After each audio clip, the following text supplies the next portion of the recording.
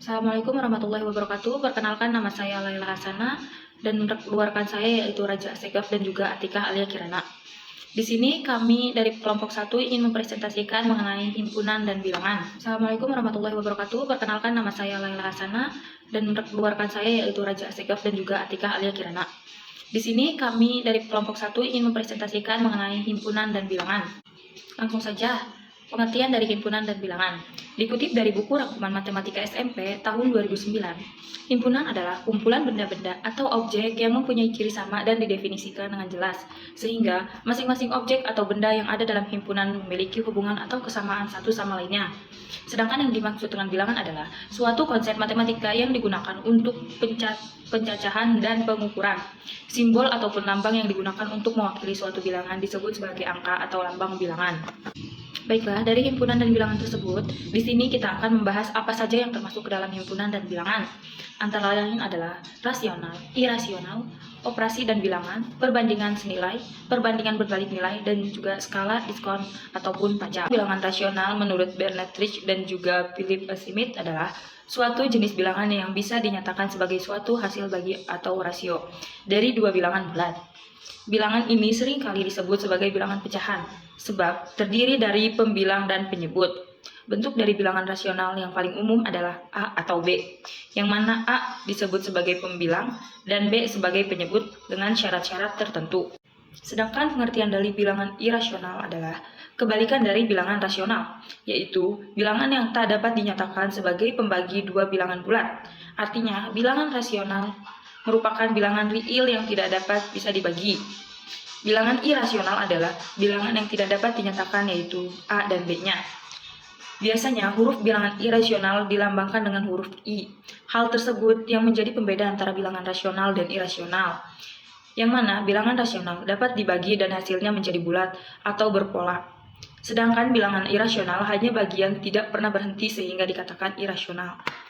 Selanjutnya presentasi akan dilanjutkan oleh rekan saya yaitu Raja Asegaf. Untuk Raja Asegaf dipersilahkan. Baik, di sini saya akan melanjutkan presentasi dari Laila Hasanah. Sebelumnya, perkenalkan nama saya Raja Asegaf, NIM 1872350052, mata kuliah Matematika Ekonomi, Pendidikan Ekonomi, semester 2, dosen pengampun Irvia Eriza, MPD. Di sini saya akan melanjutkan, selanjutnya ada pengertian operasi dan bilangan.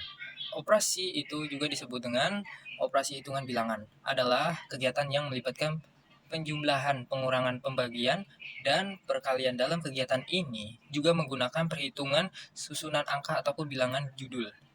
Dalam matematika, operasi itu bilangan memiliki berbagai macam jenis yang bisa kita gunakan dalam kegiatan berhitung, baik saat belajar maupun dalam kegiatan sehari-hari. Apa itu operasi hitung bilangan? Dan apa saja macam-macam operasi hitung yang ada dalam matematika?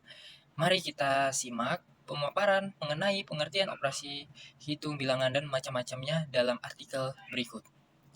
Perbandingan nilai dan perbandingan berbalik nilai. Perbandingan merupakan materi dasar yang harus dipelajari dalam matematika. Perbandingan atau yang dikenal dengan istilah rasio ini adalah perbedaan sekaligus persamaan yang terdapat pada dua buah objek. Untuk konsep perbandingan diambil dari realita. Misalnya, perbandingan penggaris A dan B adalah 1, 2. Jika panjang penggaris A adalah 15 cm, maka panjang penggaris B adalah 30 cm. Begitulah konsep perbandingan ini. Contoh lain adalah jika A bandingan B adalah 4 plus 2 dan jumlah antara A dan B adalah 15, berapakah nilai A dan B? Diskon. Menurut Kamus Besar Bahasa Indonesia, KKBI, diskon adalah potongan harga. Dalam Kamus Cambridge, diskon adalah pengurangan harga dari harga biasa. Artinya, potongan harga adalah diskon. Diskon juga berarti mengurangan harga produk atau layanan dari harga biasa. Diskon arti penjualan produk atau layanan dengan harga kurang dari harga biasanya. Menurut Oxford, diskon adalah mengambil sejumlah uang dari biaya biasa harga normal. Contoh diskon, terdapat potongan harga yang sering dijumpai di pertokoan, mulai dari potongan harga, langsung potongan harga dengan kalkulasi presentase hingga paket produk dikutip dari Accounting Tools. Berikut ini beberapa contoh diskon yang sering diperlakukan: beli satu gratis atau diskon beli satu gratis satu, beli satu get satu free. Membuat pembeli menerima dua barang yang sama atau memungkinkan mendapatkan item gratis yang berbeda dari barang yang dibeli. Itu saja yang saya bisa terangkan. Ya, selanjutnya saya serahkan kepada Atika. Baik, di sini saya akan melanjutkan presentasi dari Raja Asega. Sebelumnya, perkenalkan, nama saya Atika Arya Kirana, NIM 1872350048. Di sini saya akan melanjutkan. Selanjutnya itu ada pajak. Menurut Undang-Undang Nomor 28 Tahun 2007 tentang Ketentuan Umum dan Tata Cara Perpajakan atau KUP. Pajak adalah kontribusi wajib kepada negara yang terutang oleh orang pribadi atau badan yang bersifat memaksa berdasarkan undang-undang, dengan tidak mendapatkan imbalan secara langsung dan digunakan untuk keperluan negara bagi sebesar-besarnya kemakmuran rakyat. Dari pengertian di atas dapat disimpulkan jika pajak merupakan kontribusi yang harus dilakukan wajib pajak. Namun siapakah wajib pajak itu? Pasal 1 angka 2 Undang-Undang KUP menjelaskan bahwa wajib pajak adalah orang pribadi atau badan, meliputi pembayaran pajak, pemotongan pajak, dan pemungutan pajak, yang mempunyai hak dan kewajiban perpajakan sesuai dengan ketentuan peraturan perundang-undangan perpajakan. Pajak juga memiliki beberapa fungsi, diantaranya adalah yang pertama ada fungsi anggaran sebagai sumber dana bagi pemerintah untuk membiayai pengeluaran-pengeluarannya. Yang kedua ada fungsi mengatur sebagai alat pengatur atau melaksanakan perintah dalam bidang sosial ekonomi. Yang ketiga ada stabilitas. Pajak sebagai penerimaan negara dapat digunakan untuk menjalankan kebijakan-kebijakan pemerintah.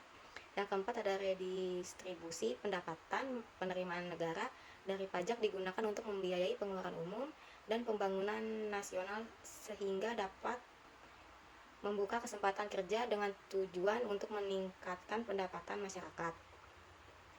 Selanjutnya ada komisi.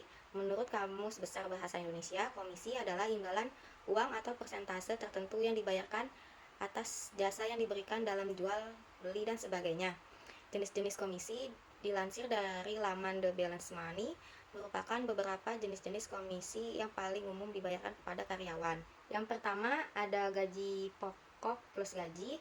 Beberapa perusahaan yang menerapkan sistem komisi dan gaji kepada pegawainya dalam 1 bulan, pegawainya akan selalu mendapatkan gaji dengan nominal tertentu. Apabila seorang pegawai dapat mencapai target penjualan tertentu, maka akan mendapatkan tambahan komisi. Namun sebaliknya, jika pegawai tersebut tidak mencapai target penjualan, maka hanya mendapatkan gaji pokok saja. Yang kedua ada strike commission. Strike commission adalah jenis komisi yang diberikan secara penuh. Strike commission ini menjadi penghasilan penuh bagi sales karena akan diterima setelah mendapatkan penjualan.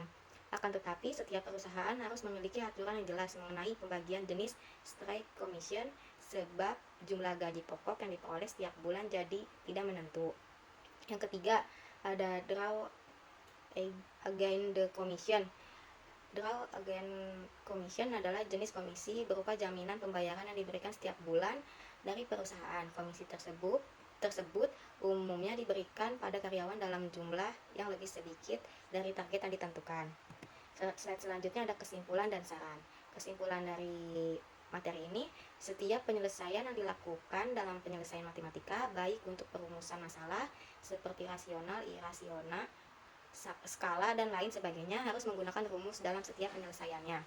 Sarannya, setiap melakukan pemecahan masalah dalam matematika harus tahu dan hafal rumus-rumus permasalahannya.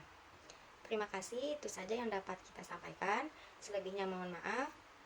Wassalamualaikum warahmatullahi wabarakatuh.